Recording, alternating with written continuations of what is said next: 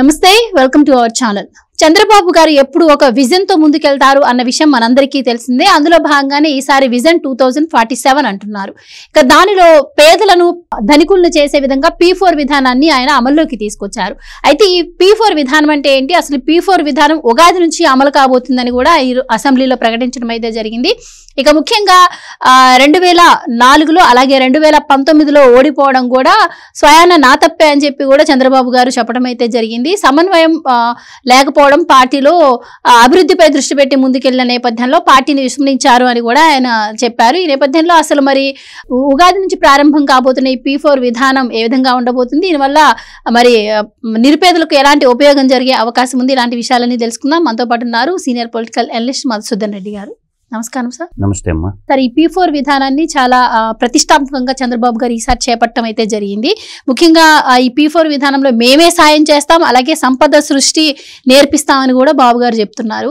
ఏంటి P4 విధానం ఏంటి, దీనివల్ల ఎలాంటి మేలు చేకూరే అవకాశం ఉంది? అండ్ ముందు ముఖ్యంగా ఇది నియోజకవర్గాల వారీగా ఒక 4 నియోజకవర్గాలను సెలెక్ట్ చేసుకుని ముందుకెళ్ళబోతున్నాం అంటున్నారు. సో నియోజకవర్గాల వారీగా ఎవరెవరు పర్యవేక్షిస్తారు, ఎలా ఉండబోతుంది అంటారు? P4 విధానం మంచిదే, కానీ ఎంతవరకు సఫలీకృతం అవుతారనేది ఆలోచన చేసుకోవాలి. భక్త మహర్షి గారు చెప్పినట్టు ఆరంభింపర నీచ మానవులు విజ్ఞాయాస సంతుష్టలై ఆరంభించి త్వదించరు మధ్యములని అంటారనమాట. బాబు గారు కళలు కంటున్నాడు. ఆ కళల్ని సాకారం చేసుకునే దిశగా అడుగులు వేయాలి. P4 అంటే ఏం లేదు, వెరీ సింపుల్ లాజికల్. ప్రభుత్వం అంటే పబ్లిక్ గవర్నమెంట్, ప్రభుత్వం. 2 ప్రైవేటు వ్యక్తులు, తర్వాత ప్రజలు, పార్ట్నర్షిప్, భాగస్వామ్యం లాస్ట్లో. అంటే పబ్లిక్ అంటే ప్రభుత్వం అని అర్థం. మీరు అర్థం చేసుకోండాలితే P4 విధానంలో ప్రభుత్వం, ప్రైవేటు, తర్వాత ప్రజలు, భాగస్వామ్యం. P4 అంటే బాగా ఆర్థికంగా సంపాదించినటువంటి వాళ్ళని ఒక గొడుగు కిందకి తీసుకొచ్చి నిరుపేదలకే సాయం చేసేటట్టు వాళ్ళని ప్రోత్సహించటం. పోతా పట్టకపోయేది ఏం లేదురా నాయన, పిడికిడి బూడిద కూడా ఎత్తుకోబాలేవు భూమండలం మీద, నీ కాడ తరగపోని ధనం ఉంది, కొంచెం దానం చేసేది కూడా అలవాటు చేసుకో, దానికి ప్రభుత్వం కొంత ఇస్తుంది, నువ్వు కొంత ఇచ్చి అట్టడుగు స్థాయిలో ఉన్న పేద పిల్లల్ని పైకి తీసుకొద్దాం, పేద కుటుంబాలని పైకి తీసుకొద్దాం అన్నదట. ఇది ప్రణాళిక అన్నమాట. ప్రభుత్వము, ప్రైవేటు, తర్వాత పబ్లిక్ అంటే ప్రజలు, పార్ట్నర్షిప్. ఇది P4 విధానం. ఇది మంచి విధానమే, కానీ ప్రజలు దీన్ని ఎంతవరకు అక్సెప్ట్ చేస్తారనేది ఒక ఆలోచన చేసుకోవాలి.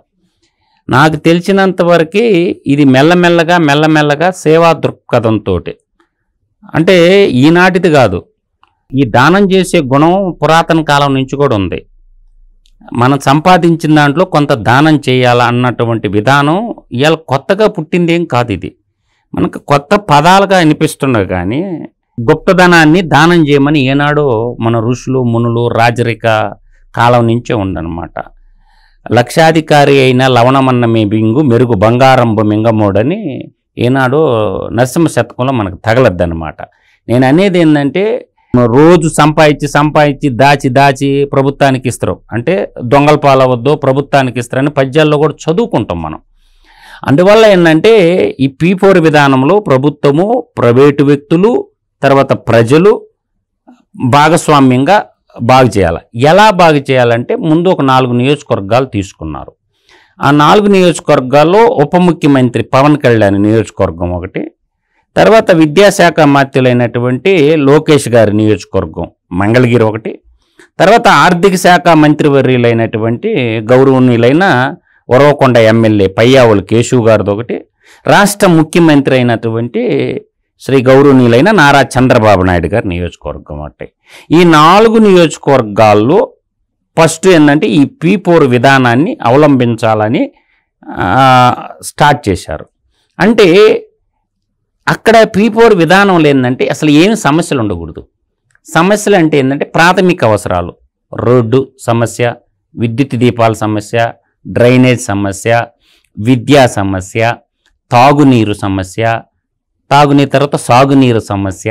అంటే ప్రాథమిక వనరులైనటువంటి ఎటువంటి సమస్యలు ఉండకూడదు ఆ నియోజకవర్గాల్లో. అంటే రోడ్డు కనెక్టివిటీ, తర్వాత ఇంటర్నెట్ కనెక్టివిటీ, తర్వాత P4 విధానం అంటే ఏదో కొత్తది కాదు. మౌలిక వసతులు ప్రధానంగా విద్యాలయాల సమస్య అంటే ఎడ్యుకేషను, ఎవరు ఏ పిల్లోడు కూడా చదువుకోకుండా ఉండకూడదు, చదువుకోవడానికి డబ్బులు లేవన్నటువంటి భ్రమల్లో కూడా ఉండకూడదు. ఏదన్నా మంచి యూనివర్సిటీలో సీట్ వచ్చింది, డబ్బులు కావాలా, ఈ P4 విధానంలో ధనికుల దగ్గర బాబు కొద్దిగా హెల్ప్ చేయి, ప్రభుత్వం కొంత ఇస్తుంది, నువ్వు కూడా హెల్ప్ చేయి, ఆ బిడ్డను పైకి తీసుకొద్దాం అన్నటువంటి భావజాలం అన్నమాట. ఈ P4 విధానం అంటే గ్రామీణ ప్రాంతాల నుంచి దగ్గరున్న పట్టణ ప్రాంతానికి నెట్వర్క్ కనెక్టివిటీ ఇవ్వటం.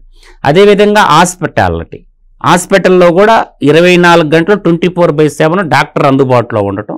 వాళ్ళకి ఏదన్నా ఆరోగ్యంగా ఏదన్నా ఇబ్బందికరమైనట్టు ఇమ్మీడియట్గా వైద్య సేవలు, ఎడ్యుకేషన్ సేవలు, మౌలిక వసతుల సేవలు, ఇట్లా అన్నమాట. అన్నీ ఒక బ్యాంకింగ్ వ్యవస్థ, ఒక ప్రతి గ్రామీణ ప్రాంతంలోకి ఒక బ్యాంకింగ్ ఫైనాన్షియల్ వ్యవస్థను కూడా ఏర్పాటు చేయటం అన్నమాట. ఈ P4 విధానం అనేది ఇప్పటిది కాదు, పాతరాతి యుగం నుంచి కూడా ఉంది. కాబట్టి ధనవంతులు అప్పట్లో రాజు ధనవంతులు కలిసి సాయం చేసేవాళ్ళు. ఒక చెరువు నిర్మాణం చేయాలంటే కొంతమంది భూస్వాములు భూమి ఇచ్చేవాళ్ళు, కొంతమంది ధనం సాయం చేసేవాళ్ళు. అంటే చెరువు పురాతకాలంలో పెద్ద పెద్ద డ్యాములు లేనప్పుడు చెరువు ఆధారిత వ్యవసాయమే ఉండేది. వర్షాకాలం నీటిని నిల్వ పెట్టుకుని ఆ నీటి పారుదల వల్ల పంటలు పండించుకుంటే ఊరంతరికి ఆహారం దొరకద్దన్న సదుద్దేశంతో చాలామంది సాయం చేసేవాళ్ళు అనమాట. ఇలా అదేవిధంగా ఒక గుడి కట్టాలంటే కూడా గ్రామంలో అందరూ సందాలు వేసుకొని సమిష్టిగా ఒక గుడి నిర్మాణం చేసుకునేవాళ్ళు.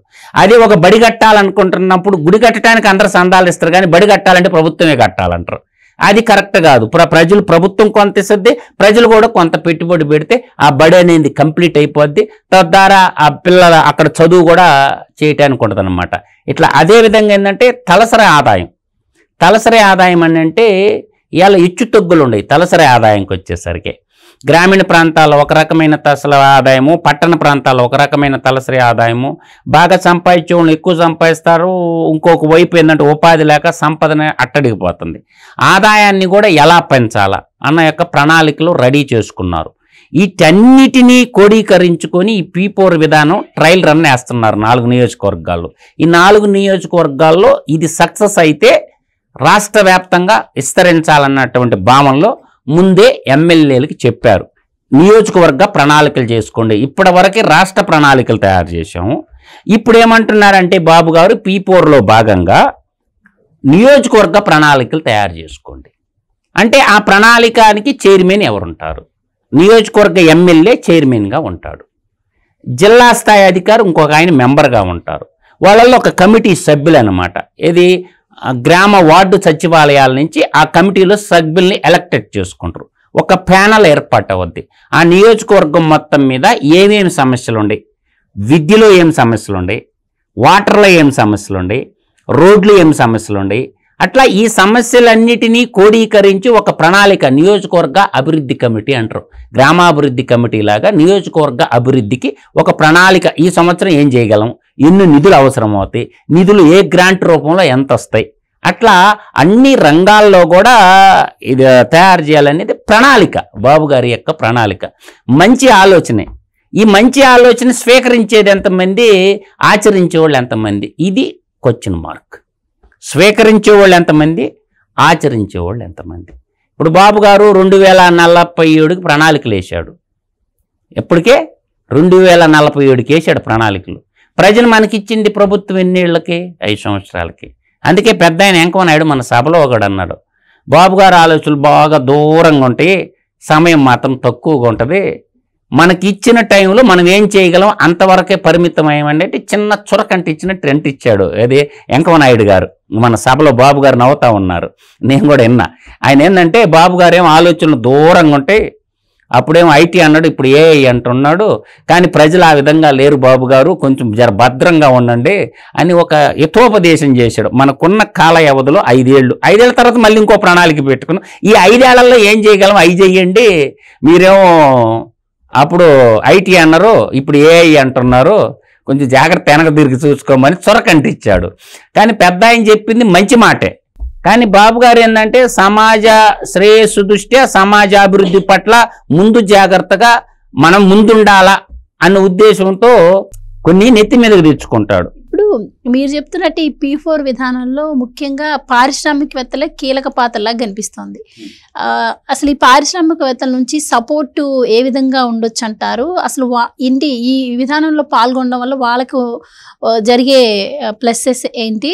అండ్ ముఖ్యంగా ఈ P4 విధానంలో విధి విధానాలు ఏ విధంగా ఉంటాయి? మరి ప్రజలకు దీని గురించి ఎలా తెలియాలి? ఎందుకంటే ఉగాది నుంచి అంటే పెద్దగా టైం కూడా లేదు కాబట్టి ఎలా ఉండబోతుంది అంటారు?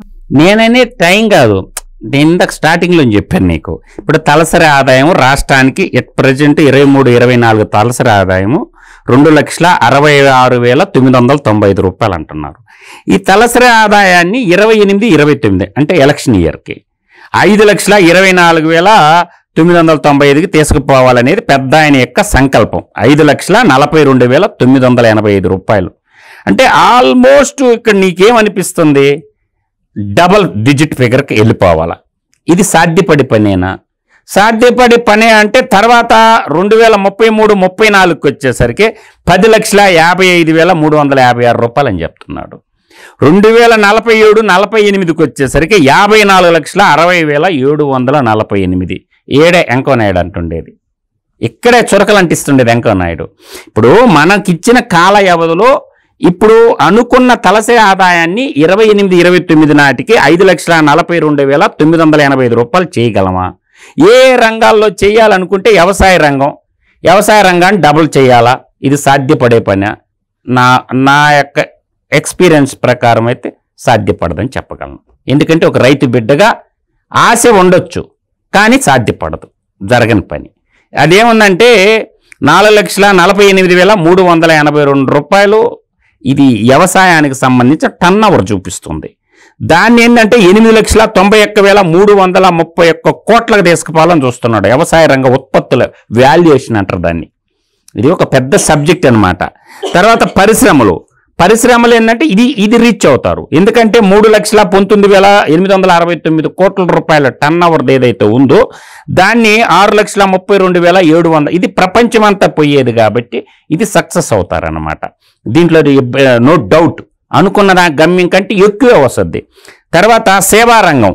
ఈ సేవారంగం అంటే వెరీ సింపుల్గా చెప్పాలంటే ఈ సాఫ్ట్వేర్ కోర్సులు ఉన్నాయి కదా, అది సేవల రంగం కిందకే వస్తుంది అనమాట.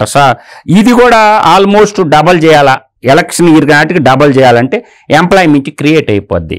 తర్వాత నీకు చూస్తే ఇంకా ఓవరాల్గా రాష్ట్ర స్థూల ఉత్పత్తి 14,22,694 కోట్లు ఉండవు. దీన్ని ఏం చేయాలనుకుంటున్నా అంటే రాష్ట్ర ఆదాయాన్ని 29,402 కోట్లకు మార్చాలని పెద్ద ఆయన ప్రయత్నం ఎలక్షన్ నాటికి. అంటే ఆల్మోస్ట్ డబల్ చేయాలా, రాష్ట్ర స్థూల ఉత్పత్తిని డబల్ చేయాలా. దీంట్లో సగం రీచ్ అయినా సక్సెస్ అయినట్టే. బాబు గారు డబల్ అనుకున్నాడు కదా, దాంట్లో 50% రీచ్ అయినా కూడా 100% సక్సెస్ అయినట్టే మనం అర్థం చేసుకోవాలి. అయితే వీటన్నిటి మధ్యలో కూడా ప్రజలు ఈ మధ్య, నేను గ్రామీణ ప్రాంతాల్లో తిరుగుతున్నాను కాబట్టి ఒకటి బాగా అర్థమవుతుందమ్మా. ఒక వ్యక్తి ఏం చేశాడంటే ఉచితాలకు అలవాటు చేశాడు. దానికి అలవాటు పడి ఆ మాయలో ఉన్నారు ప్రజలు. ఆ మాయలో నుంచి ప్రజల ముందు బయటకు పడేయాలి. ఆ మాయా పొర అనే డబ్బులు ఇవ్వడం అనేది ఏదైతే ఉందో ఆ మాయ పొరల్లో ఉంది. మాకింకా రాలేదు, మాకింకా రాష్ట్రం ఏమైపోయినా పర్వాలేదు, మనం సంపాదించుకోవాలన్న ఆలోచన లేదు. మాకింకా రాలేదు, గ్యాస్ సిలిండర్ డబ్బులు ఇంకా పడలేదు, మాకు అన్నదాత సుఖీభావ రాలేదు, తల్లికి వందనం రాలేదు. ఇట్లా మనం ఏ అయితే సంక్షేమ పథకాల పేరు చెప్పి మనం రాష్ట్ర ప్రజలకు ఎలక్షన్లోకి పోయినామో ఆ పథకాల కోసం ఎదురు చూస్తున్నారు. దాన్ని ఏంటంటే ఇప్పుడు తల్లికి వందనం అనేది దాదాపుగా 9,000 కోట్ల రూపాయలు బడ్జెట్లో పెట్టారు. రేపు మే నెలలో వేస్తానంటున్నాడు. ఆ 9,000 కోట్లతోటే ప్రజలకు డబ్బులు ఇస్తారు. కానీ ఎన్ని ఇంటిగ్రేటెడ్ స్కూళ్ళు వస్తాయని ప్రజలు ఆలోచించగలిగితే శాశ్వతంగా 60-70 ఏళ్ళు ఆ స్కూళ్ళు ఉంటాయిగా. ఎంతమంది పిల్లలు చదువుకుంటారు? 9,000 కోట్లు ఇచ్చేస్తావు, ఎదజల్లేస్తావు. దాని తర్వాత మళ్ళీ సంవత్సరం మళ్ళీ 9,000 కోట్లు ఇవ్వాలిగా. అదేమిటి నువ్వు మాట ఇచ్చినావు. కానీ ప్రజల్ని ఎడ్యుకేటెడ్ చేసి కొన్ని 60 సంవత్సరాల దాకా ఒక స్కూల్ కడితే 60 ఏళ్ల దాకా ఉద్యోగాలు అంటే పిల్లలకి ఉచితంగా విద్యను అందించవచ్చు కదా. 9,000 కోట్లకి క్యాపిటల్ ఎంత తయారవద్దు ఆలోచించండి. కానీ ప్రజలు అట్లా లేరు. నీకు ఓటేసి నువ్వు ఇస్తానన్నావు, నీ సావు నువ్వు చచ్చి ఏవైనా తాకట్టు పెట్టి సచివాలయాన్ని తాకట్టు పెట్టి మాకు డబ్బులు ఇండి. గతంలో సచివాలయాన్ని కూడా 370 కోట్లకి తాకట్టు పెట్టారు. అదే కొడాలి ఆయన అన్నాడు కదా, ఏమన్నాడు, తాకట్టు పెట్టకుండా ఊడుస్తాడు డబ్బులు, భారత రాజ్యాంగంలో ఆడన్న రాసిందా, సచివాలయం తాకట్టు పెట్టకుండా భారత రాజ్యాంగంలో ఆడ రాసి పెట్టు చూపిండు అన్నాడు కొడాలి నాని. అబ్బాయి గుడివాడ ఎమ్మెల్యే అన్నాడు. అటువంటి దౌర్భాగ్య పాలన కూడా చూసాం మనం. కాబట్టి ఇట్లా పంచుకుంటా పోవటం వల్ల సంక్షేమ పథకాలు ఎప్పుడు కూడా సంక్షోభాన్ని సృష్టిస్తాయి. అందువల్ల ప్రజల్ని ఎడ్యుకేటెడ్ చేసి ప్రతి ఇంట్లో ఒక ఉద్యోగాన్ని క్రియేట్ చేయగలిగినామనుకో, స్వయం ఉపాధి పరంగా కానీ ఇంకొక రకంగా కానీ ఎంప్లాయ్మెంట్ని క్రియేట్ చేయగలిగితే వీటన్నిటిని తొక్కేస్తుంది. ఎంప్లాయ్మెంట్ యువతకి, నవతరం యువతకి, చదువుకున్న యువతకి కానీ ప్రైవేట్ దాంట్లోనంటారా లేదంటే గవర్నమెంట్ సెక్టార్లో అంటారా, ఏదో ఒక రకంగా ఉపాధి కల్పించగలిగితే నెలకు 10,000, రోజు 10 రూపాయలు చొప్పున నెలకు ఒక 30,000, కనీసం 20 నుంచి 30,000 సంపాదించుకునేటటువంటి అవకాశాలు కానీ ప్రభుత్వం కానీ కల్పించగలిగితే గ్రామీణ యువతకి ఈ సంక్షేమ పథకాలు ఎవరు అడగరు. ఇవాళ సింపుల్గా చేస్తానమ్మాయి, పింఛన్ తీసుకుందాం. ఒక్క పింఛన్ పథకంలోని మీరు అంచనాలు వేసుకోండి. నేను చెప్తున్నాను, 4,000 ఇస్తున్నాడుగా, 12 నాలుగులు ఎంత, 48,000. ఎన్ని అవుతాయి 5 సంవత్సరాలకి? 2.5 లక్ష. అంటే నీకు 2,40,000 ఒక పింఛన్ తీసుకున్న వాళ్ళకే ఫ్రీగా ఇస్తున్నారు. అదంతా ప్రజలందరూ డబ్బు కదా. అంటే నీకు ఫ్రీగా వస్తుంటే ఏం పని చేయకుండా ఖాళీ కూర్చొని తింటారు. నీకు ఫ్రీగా డబ్బులు ఇస్తుంటే ఏమవుద్దంటే చివరికి ఏమవుద్దంటే పనిని మర్చిపోతారు. అంటే ఇప్పటి వరకు ఆంధ్రప్రదేశ్ ప్రజలందరూ కూడా అదే ధ్యాసలో ఉన్నారు కాబట్టి చంద్రబాబు గారు తీసుకొచ్చిన ఈ P4 విధానం వాళ్ళలో ఏమైనా మార్పు తీసుకొచ్చి వాళ్ళకి ఉపాధి కల్పిస్తే మారే అవకాశం ఏమైనా ఉంటుంది? ఖచ్చితంగా మారుతారు. ఉపాధి కల్పిస్తే మారుతారు, దాంట్లో డౌటే లేదు. విద్య, వైద్యం, తాగునీరు, సాగునీరు, ఉపాధి, ఈ 5 కాన్సన్ట్రేషన్ చేసుకోవాలి. విద్య, వైద్యం, తర్వాత తాగునీరు, సాగునీరు ఉచితంగా ఇవ్వాల్సింది ఇయేనమ్మా. ఉచితంగా ఇవ్వాల్సింది. మిగతా అన్నీ ఏంటంటే ఏదో ఓట్ల కొనుగోలు పథకాలుగా ఉంటాయి కానీ ఉచిత పథకాలు, ఉచితం అనుచితం కాదు. సంక్షేమం ఎప్పుడు సంక్షోభానికి దారుతుంది. సంక్షేమం ఎంతవరకు ఉండాలో అంతవరకు ఉండాలనేది నా యొక్క వ్యక్తిగత అభిప్రాయం. రైట్ అండి, థ్యాంక్ యూ. నమస్కారం.